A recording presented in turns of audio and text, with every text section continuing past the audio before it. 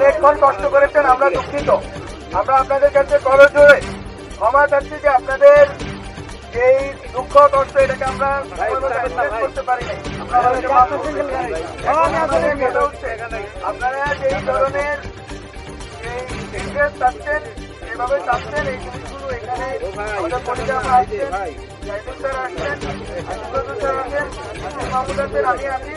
আমরা কথা দিয়ে যাচ্ছি এবং আপনাদেরকে বারবার আমরা পৌঁছে এসেছি কথাটা যে আমাদের পক্ষ থেকে বারবার পৌঁছানো হয়েছে যে সন্ধ্যাবাজে আগামীকাল সন্ধ্যাবাজে সচিবালয়ে বসে আপনাদের প্রতিনিধিদের সাথে আমরা কথা বলবো এবং এই যে রিসপেক্টিভ মিনিস্ট্রিগুলো আছে, স্বাস্থ্য মন্ত্রণালয়, সমাজ কল্যাণ এবং অন্যান্য যে সকল মন্ত্রণালয় আছে, ইলাইসিটি ফাউন্ডেশন এবং আমাদের গভর্নমেন্টের দপ্তর থেকে যারা শহীদ আহতদের অর্থদান এবং পুনর্বাসনে আছেন, সবাই মিলে আমরা বসবো, আপনাদের কথা শুনবো। এবং আমি মনে করি আমরা এখনো একই প্রস্তাব রাখছি এবং আমরা আপনাদের সাথে আপনাদের সংবেদনশীলতা এবং আপনাদের কষ্টের সাথে সমবেদনা জানাই। এই রাত্রে গভীর রাত্রে আমরাও এসেছি আপনাদের সাথে কথা শোনার জন্য।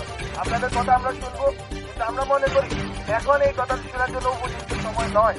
আপনারা যদি রাজি থাকেন, আগামীকালকে 2টা থেকে যতক্ষণ সময় লাগে আমরা আপনাদের কথা শুনি এবং সবগুলো পয়েন্টে, এবং আপনারা এই ওয়াদা আমার কাছ থেকে নেন। আমি এখানে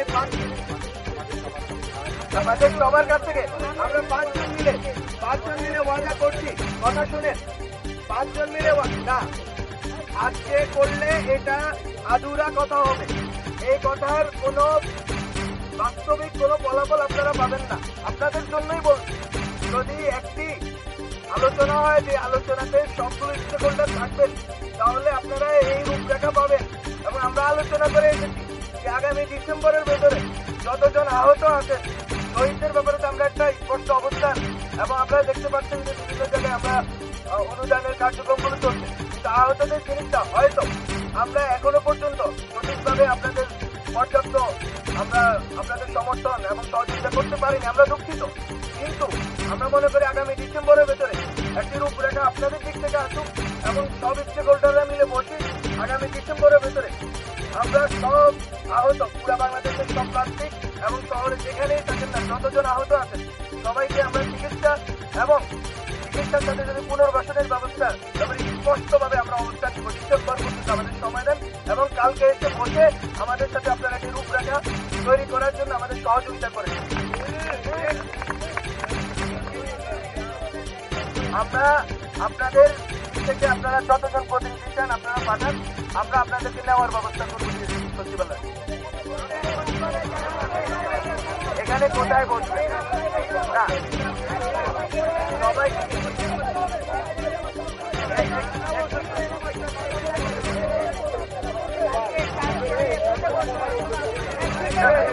কথা বলতে সবাই কথা বলে আহতরা সবাইকে বলতেছি, সবাই কথা বললে সমাধান হবে না।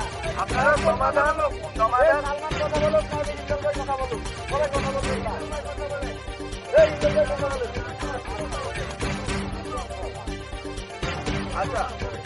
আচ্ছা আমরা তো বললাম যে আপনাদের দিক থেকে যতজন প্রতিনিধি চান, এবং আপনারা যদি বলেন এটি না, আপনার রাস্তায় তো আর মিটিং করা যায় না। মিটিং যদি হয় আমরা দুঃখিত, বললাম তো আমরা দুঃখিত, আমরা ওই একই সাথে আপনাদের সাথে আন্দোলন করেছি।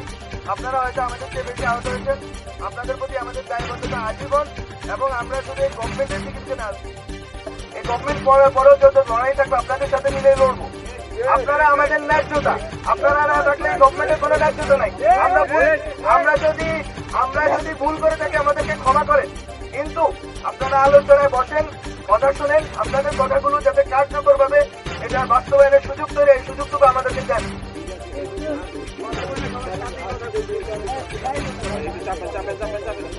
আমি প্রথমে আপনাদের কাছে ক্ষমা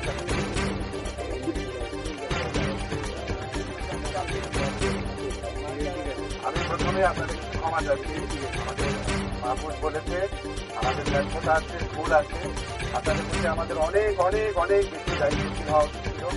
আমরা চেষ্টা করেছি, চেষ্টার মধ্যে ঘাটতি ছিল না, কিন্তু আমরা কাজটা করতে পারি নাই। আজকে 1.5 মাস আগে আজকে রিবাদ আছে, আরো কয়েকজন ছিল। প্রধান উপদেষ্টার ওখানে তারা যখন আসে আমি ওনাদের নিয়ে প্রধান উপদেষ্টার কাছে গিয়েছি এবং উনি এখানে এমদাদ আছে বলবে উনি কতটা আন্তরিকতার সাথে বলেছেন যে সবার চিকিৎসার ব্যবস্থা করবেন, সবকিছু করবেন। আমাদের অবশ্যই ঘাটতি ছিল এবং আপনারা যেখানে বসে আছেন তা আমাদের মোটেও ভালো লাগছে না। আমাদের জন্য একটা হৃদয় বিদারক ঘটনা এবং আমরা এই যে আজকে পরিবার পাওয়া ছুটে আসছেন আমাদের যে নতুন স্বাস্থ্য উপদেষ্টা দেখেন আমরা তাকে ফিল করেছি যে আমাদের ঘাটতি আছে। উনি আমাদের বিশেষ সহকারী স্বাস্থ্য মন্ত্রণালয়ের প্রতিমন্ত্রী দায়িত্বে আছেন। উনি আমাদের যে সিটি হসপিটাল আছে এটার প্রধান হিসাবে ছিলেন অনেক বড় একজন ডাক্তার। আমরা আমাদের যে ব্যর্থতা আছে, আমাদের যে ঘাটতি আছে সেখান থেকে আমরা শেখার চেষ্টা করছি। এটা একটা প্রমাণ যে আমরা ওখানে স্বাস্থ্য মন্ত্রণালয়ে একজন ওনার মতো একজন অভিজ্ঞ ডাক্তারকে বুঝি। আপনারা যে রেগে আছেন, আপনারা যে কষ্ট পাচ্ছেন, ক্ষোভ পাচ্ছেন, তো খুবই স্বাভাবিক, খুবই স্বাভাবিক।